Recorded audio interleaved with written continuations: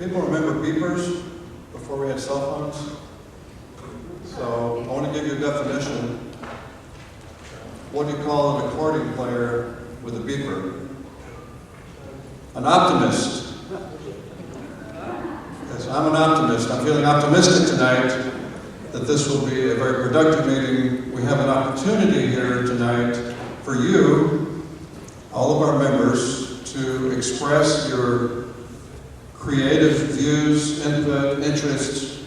Think about what you want. We have up here with us two very talented architects. I'll introduce them to you in just a couple of minutes, but first I want to turn the floor over to Rabbi Feldman.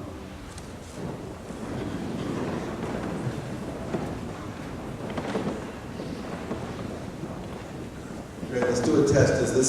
Does this work? Can you hear me? Yes. Okay. I'm holding here a very precious document. I think it's precious to many of you. Some of you actually have it in your archives. It's dated December 12, 1962. It's the dedication program for this building. And on the inside, there's a quote, a very predictable quote. "They shall make unto me a sanctuary, that I may dwell among them." And it says, what was once only a distant dream of the congregation Beth Jacob is realized in the splendid edifice we dedicate on this occasion. But exceeding the beauty of structure, humbling all pride of material accomplishment, this ceremony marks an occasion of great fulfillment of abiding faith. Faith in the God of our fathers, faith in the memory of Jacob being true to his pledge, and faith that our children and our children's children will soar and expand in spirit as the memory of Jacob's promise is renewed again and again, even unto the generations.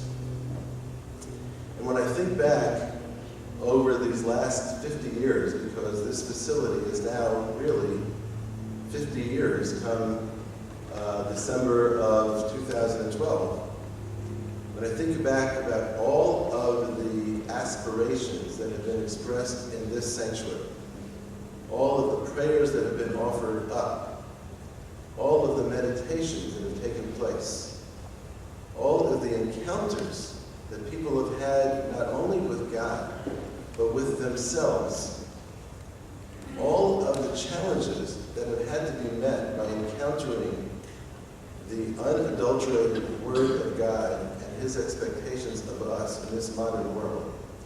When I think of all of that that occurred here in the sanctuary, I really become fully aware of the holiness that is this space. And it is our responsibility, those assembled here and those who are not here tonight for whatever reason, it's our responsibility to guarantee that this space continues to be viable as a space of holiness, as a space of congregation, a space of community, a space of inspiration, a space of inclusion, and a space of welcome to people who are spiritually wandering and people who are spiritually comfortable. And so, what we're doing tonight is the beginning of a process. Tonight you get to talk at the beginning of a phase, of a design phase. You get to talk to the designers about what you think would reflect these things.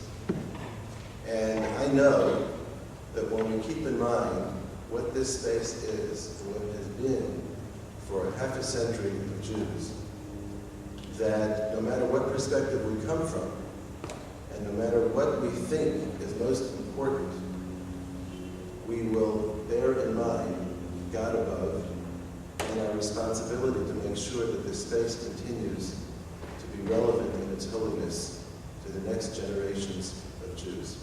It's great to see you all here. Your statement in being here is that you care and you love this place. I know that.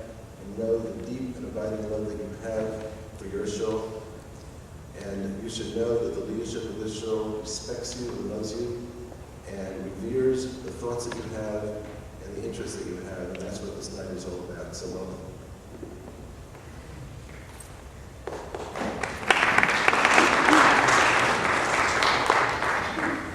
Thank you, Rabbi Feldman.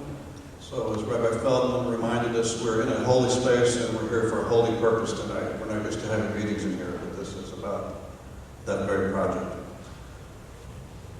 Briefly just introduce the architects, but before I turn it over to them, I will turn it over to Mrs. Bogart. So we have here to my left Peter Hand, and next to him John Stevenson, who are the architects, and they're here to listen to you. So along those lines, if you didn't see them, there's some comment cards in the back, but mainly they're here to listen verbally, but if you'd rather write things down, or you might think of something that you want to do later.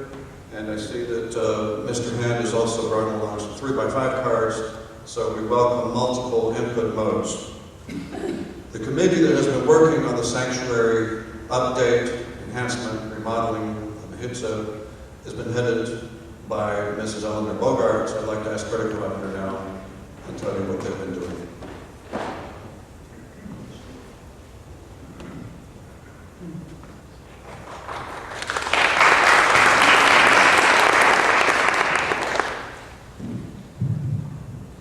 I'm not really used to the microphone. Can you hear me? No. No?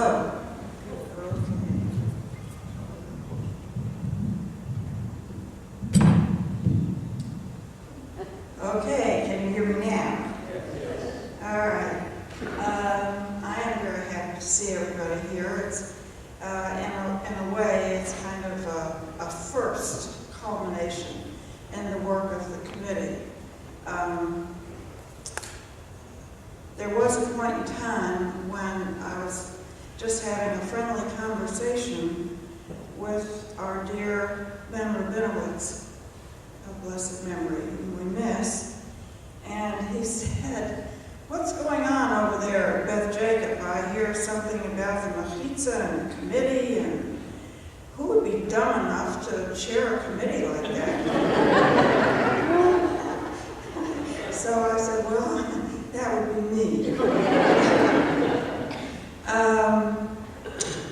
I've been privileged to work with a wonderful committee, and I want to tell you who they are. Jake Aronoff, Betsy Senker, Michael Senker, Judy Lippis, Sidney Rubin Lewis, Dana Rubin, Trudy Robbins, and Fischel Paley, who is serving as a building trustee and has been coming to our meetings, and we appreciate that a lot. Early on,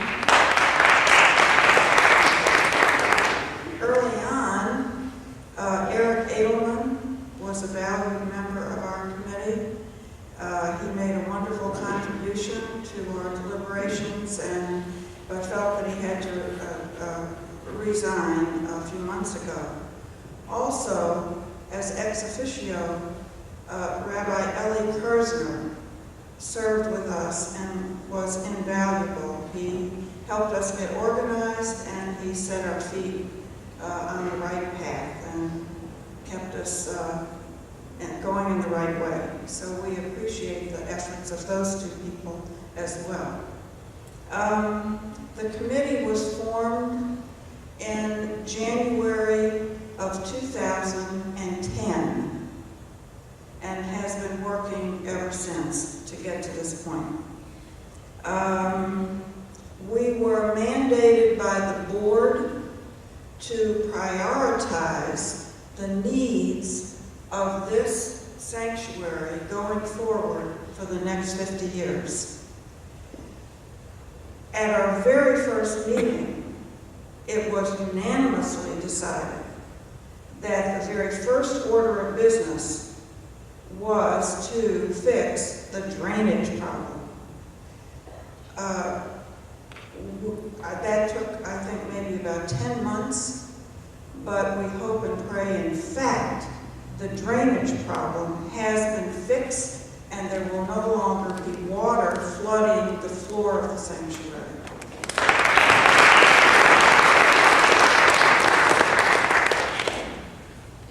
Once that priority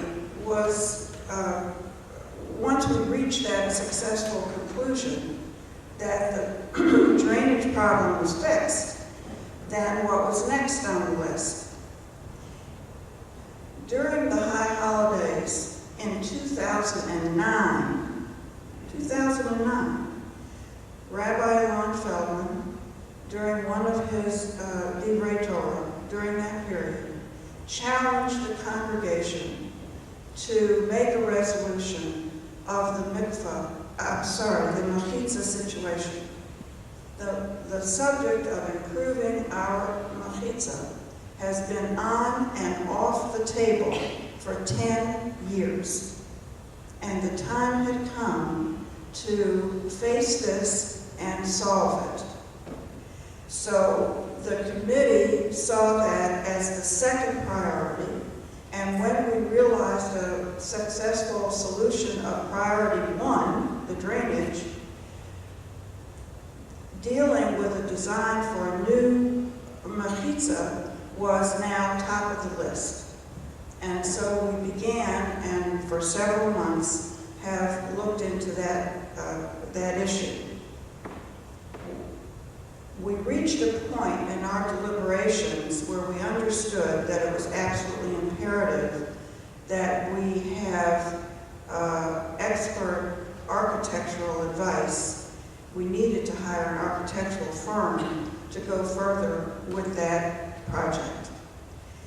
Jake Aronoff and Rabbi Lon Feldman interviewed several architectural firms, and the decision was made to commission Peter Hand and his associates, and John Stevenson is here with us tonight, along with Peter Hand, to create a beautiful, elegant, workable design for a new mechitza.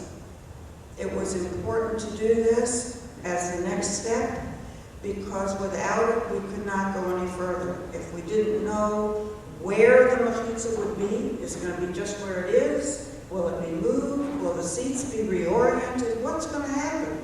Then we could not do any other improvements in this room.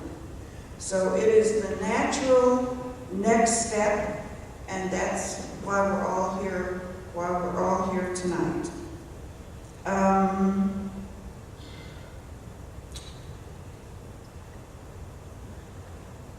What we hope, and I think it'll prove true, is that the beautiful new mechitza that we will have will just be the very first step in a whole list of wonderful improvements in this room, where we will refurbish, we'll renew, we'll refinish, we'll do all those wonderful R's, and we will create a space that will be a space for the next 50 years. We are so blessed, I think a lot of us know, that our children are coming back to Atlanta. Our children are coming into this congregation. They are marrying and they want to come back to Atlanta. And we, all of us here tonight and those who are not here tonight, we have a responsibility to create a space that will be inviting and uplifting and inspiring for the next generation, for our children. This building is, as Rabbi Feldman has said, is 50 years old. And actually, being 50 years old, it's served us pretty well, I think. It's pretty good. This is a beautiful sanctuary, and we can make it even more so. What is it that we hope to accomplish with our renovations?